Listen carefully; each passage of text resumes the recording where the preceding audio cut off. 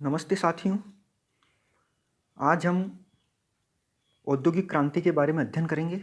BA part third के second paper foundation of sociological thought, समाजशास्त्री चिंतन के आधार। इससे पूर्व हमने फ्रांसीसी क्रांति के बारे में अध्ययन किया था। आज इस अध्याय में हम औद्योगिक क्रांति क्या है, औद्योगिक क्रांति कब प्रारंभ हुई, औद्योगिक क्रांति कहाँ प्रारंभ हुई, औद्योगिक क्रांति के कारण और औद्योगिक क्रांति के क्या परिणाम रहे, इनके बारे में हम आज अध्ययन करेंगे। औद्योगिक क्रांति क्या है? औद्योगिक क्रांति से आशय उत्पादन की तकनीक में वह परिवर्तन है जिसमें जड़ शक्ति के साधनों से चालित मशीनों द्वारा बड़े पैमाने पर वस्तुओं का उत्पादन किया जाता है। यानी कि औद्योगिक क्रांति से आशय ऐसी क्रांति है जिसमें उत्पादन बहुत बड़े स्तर पर होता है और उत्पादन में जो साधन काम में लिए जाते हैं वो जड़ साधन होते हैं, निर्जीव साधन होते हैं।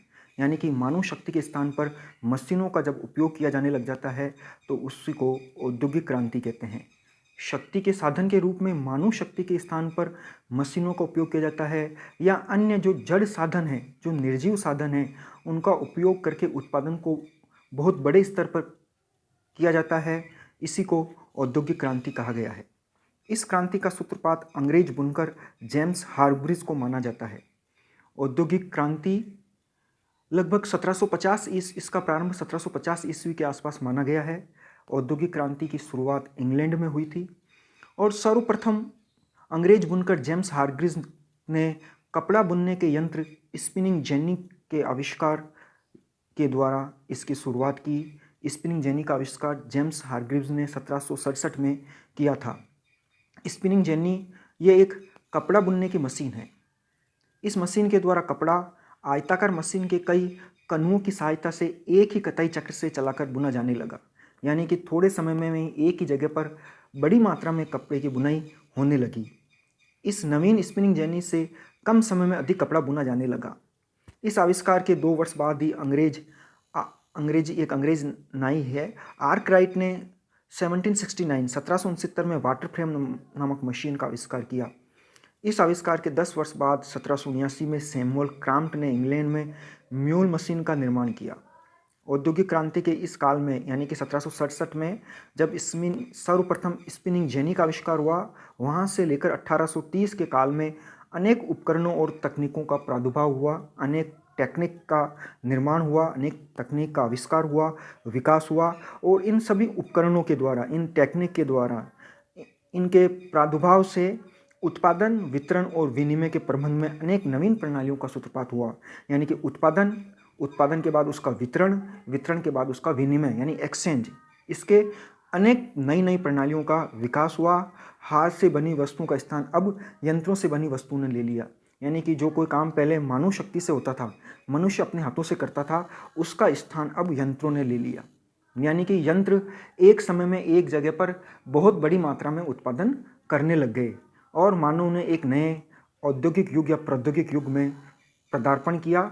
इस प्रकार से उत्पादन और औद्योगिक क्षेत्र में अनेक यांत्रिक आविष्कार हुए जिसका यूरोप तथा अन्य महाद्वीपों के समाजों पर अनेक प्रभाव पड़े। यानी कि औद्योगिक क्रांति यूरोप से शुरू हुई, यूरोप में भी सर्वप्रथम इंग्लैंड से शुरू हुई और इंग्लैंड के बाद ये अन्य यूरोपीय देशों में गई और अन्य यूरोपीय देशों से फिर बाद में अन्य महाद्वीपों में, विश्व के अनेक स्थानों पर इसके बाद में ये गई। कहने का तात्पर्य यह है कि औद्योगिक क्रांति वह परिवर्तन है, वह क्रांति है जिसमें एक स्थान पर बहुत बड़ी मात्रा में, बहुत बड़ी संख्या में किन्हीं वस्तुओं का उत्पादन होने लग गया। जहाँ मनुष्य अपने हाथों से किसी वस्तु का उत्पादन करता था तो उसको उसमें समय भी ज़्यादा लगता था और उसकी मात्रा भी कम होती थी। मान लो एक पूरा परिवार किसी कताई में लगा हुआ है, किसी वस्त्र की कताई में लगा हुआ है और उसको एक चद्दर बनाने में पूरा परिवार मिलकर एक दिन में मान लो एक चद्दर बनाता था। वहीं स्पिनिंग जेनी के आविष्कार से, अन्य ऐसे ही उपकरणों के आविष्कार से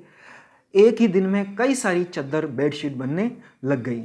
यानी कि ये जो परिवर्तन हुआ, ये परिवर्तन औद्योगिक क्षेत्र में हुआ, एक क्रांति के रूप में हुआ, इसीलिए इसको औद्योगिक क्रांति कहते हैं। औद्योगिक क्रांति के क्या कारण रहे? औद्योगिक क्रांति के अनेक कारण रहे। मुख्य रूप से निम्न 6 कारण रहे। पहला है असीमित बाजार। जब औद्योगिक क्रांति प्रारंभ हुई, जब आधुनिक उद्योग प्रारंभ हुए, तो उसके लिए खनिज पदार्थ प्राप्त करने और उसके द्वारा जो निर्मित माल, उसके विक्रय के लिए विश्वव्यापी बाजार पहले से ही मौजूद था।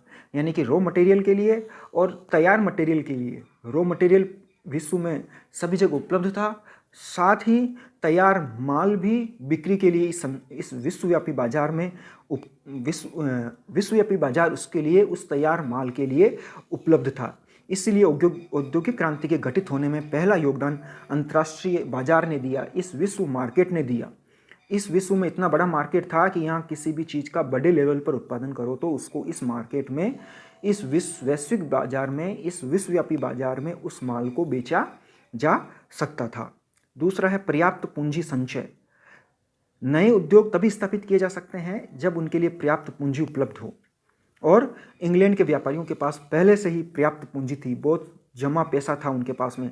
उन्होंने अंतर्राष्ट्रीय व्यापार से काफ़ी लाभ भी कमाया था, क्योंकि इन्होंने कई वर्षों तक शासन किया था, इनके कई उपनिवेश थे।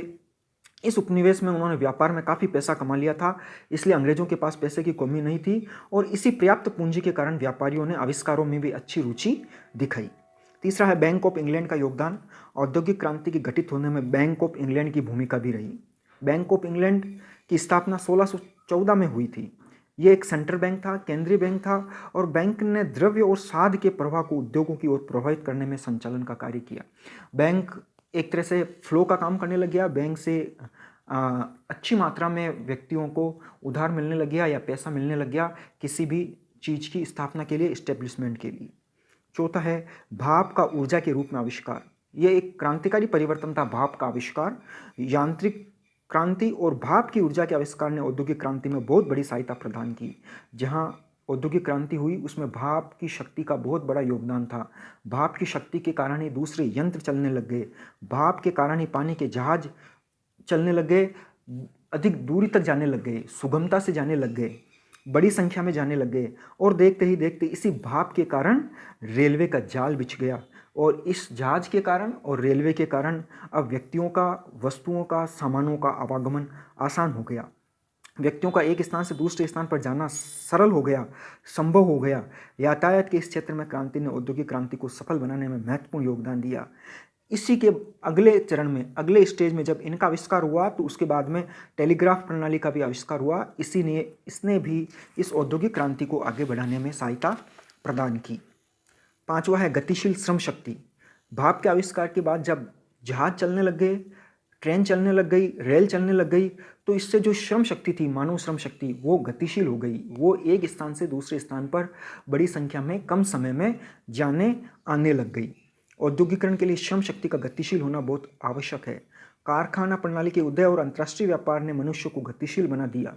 यानी कि एक स्थान से दूसरे स्थान पर मनुष्य जहाँ आवश्यकता हो उसकी, वहाँ पर इनको ट्रांसफर किया जाने लगा, ले जाया जाने लगा।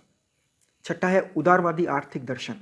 एडम स्मिथ, मील स्पेंसर जैसे विज्ञान आर्थिक क्षेत्र में उदारवादी नीति के समर्थक थे।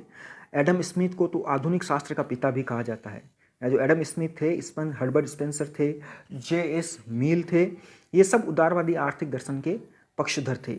इन सिद्धांतों के अनुसार उद्योगों का गठन स्वतंत्र प्रतियोगिता के आधार पर होना चाहिए। परिणाम स्वरूप उद्योग में वही व्यक्ति सफल होंगे जो सबसे अधिक योग्य हो, और वही वस्तु बनेगी जो बाजार में बेची जा सके। यानी कि अच्छी वस्तु हो और उसकी कीमत कम हो, वही वस्तु बाजार में बिकेगी, और जो व्यक्ति, जो फर्म, जो फैक्ट्री, सबसे व्यक्ति सफल होगा वही सफल होगा जो सबसे ज़्यादा योग्य हो, सबसे ज़्यादा एबल हो। उपयुक्त सभी कारणों से समाज में एक अच्छी सोच का विकास हुआ, जिससे क्रांति के लिए एक वातावरण तैयार हुआ। अब औद्योगिक क्रांति के क्या प्रभाव पड़े? औद्योगिक क्रांति के बहुत ज़्यादा सभी क्षेत्र में प्रभाव पड़े। औद्योगिक क्रांति के प्रभाव चाहे सामाजिक क्षेत्र हो, आर्थिक क्षेत्र हो, राजनीतिक क्षेत्र हो, वैचारिक क्षेत्र हो, नगरीय क्षेत्र हो, सभी में इस क्रांति का आमूलचूल प्रभाव पड़ा। सबसे पहले आर्थिक प्रभाव। औद्योगिक क्रांति का सर्वाधिक जो प्रभाव पड़ा वो आर्थिक क्षेत्र में पड़ा। औद्योगिक क्रांति के सबसे अधिक और प्रत्यक्ष प्रभाव समाज की आर्थिक व्यवस्था पर दिखाई दिए। उत्पादन के साधन, उत्पादन के स्थान, उत्पादन की मात्रा आदि पर इसका सबसे ज़्यादा प्रभाव पड़ा। उत्पादन के साधन परिवर्तित हो गए। जो व्यक्ति पहले दूसरे साधन काम में लेता था, अब औद्योगिक क्रांति के कारण, भाप के आविष्कार के कारण, दूसरे यंत्रों के आविष्कार के कारण उत्पादन के साधन बदल गए, उत्पादन के स्थान बदल गए, और उत्पादन की मात्रा बदल गई। यानी उत्पादन की मात्रा काफ़ी बढ़ गई। पहले वस्तुओं का उत्पादन मानव श्रम से होता था, मनुष्य अपने हाथ से करता था। उसका स्थान दूसरे आविष्कारों ने ले लिया, दूसरे उपकरणों ने ले लिया और बहुत बड़े पैमाने पर इनका उत्पादन होने लगा। औद्योगिक क्रांति के कारण ही कई विभिन्न प्रकार की संस्थाएं खुली, जैसे बैंक, वित्त निगम और बीमा कंपनियों का प्रादुर्भाव हुआ। कारखाना प्रणाली का विकास हुआ, यानी कि फैक्ट्री सिस्टम बनने लग गया। अब हर किसी चीज़ की फैक्ट्री स्थापित होने लग गई।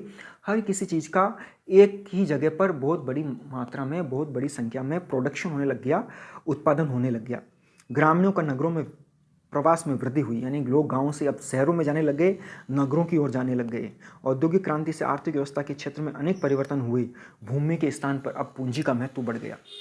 सामाजिक प्रभाव, आर्थिक प्रभाव के साथ साथ ही अब सामाजिक प्रभाव भी काफ़ी गठित हुए। समाज ने भी इसको बहुत अधिक मात्रा में प्रभावित किया।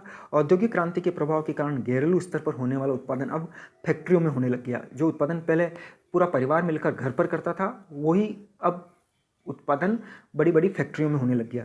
इससे व्यक्ति का पारिवारिक व व्यावसायिक जीवन अलग हो गया, यानी कि परिवार अलग हो गया उसका और उसका व्यावसायिक क्षेत्र अलग हो गया।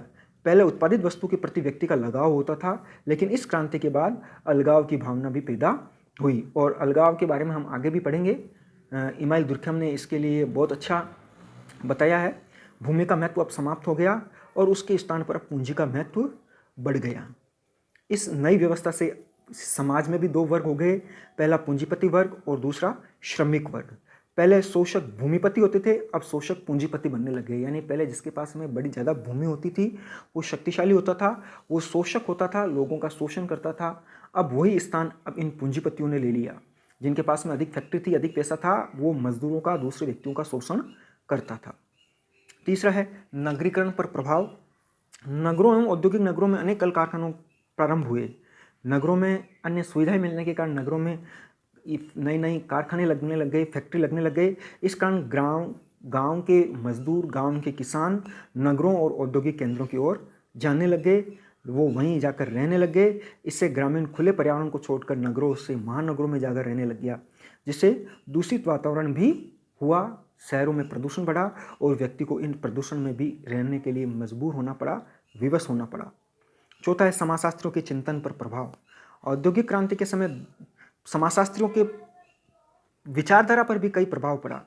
दो प्रकार की विचारधारा पाई जाती है समाजशास्त्र में भी, एक इस औद्योगिक क्रांति के पक्षधर, दूसरे इस औद्योगिक क्रांति के विपक्ष में।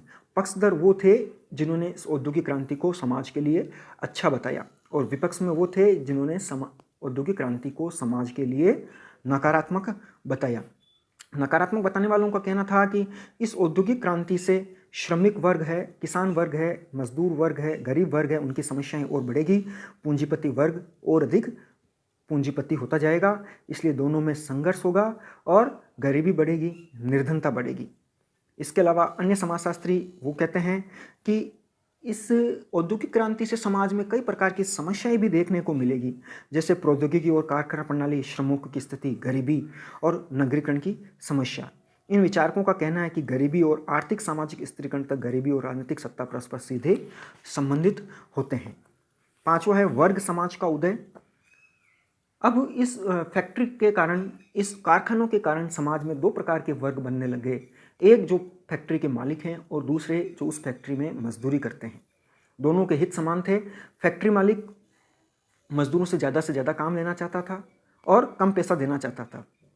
इसी प्रकार मजदूरों का ये था कि वो अधिक कम काम में अधिक पैसा या बराबर मजदूरी लेना चाहते थे। इस प्रकार दो विपरीत वर्गों का जन्म हुआ, इस समाज में दो वर्ग बने, दो वर्गों का उदय हुआ।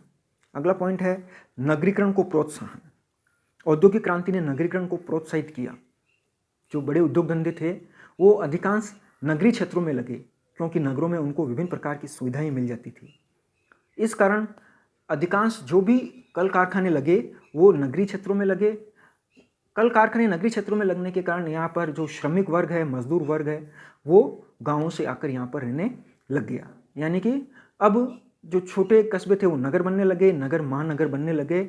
इस प्रकार गाँवों से मजदूरों का, किसानों का, दूसरे अन्य व्यक्तियों का, श्रमिकों का पलायन होने लग गया और वो यह जब फैक्ट्री थी वहाँ पर उसके आसपास आकर रहने लग गए। इस प्रकार इस औद्योगिक क्रांति ने नगरीकरण को प्रोत्साहित किया।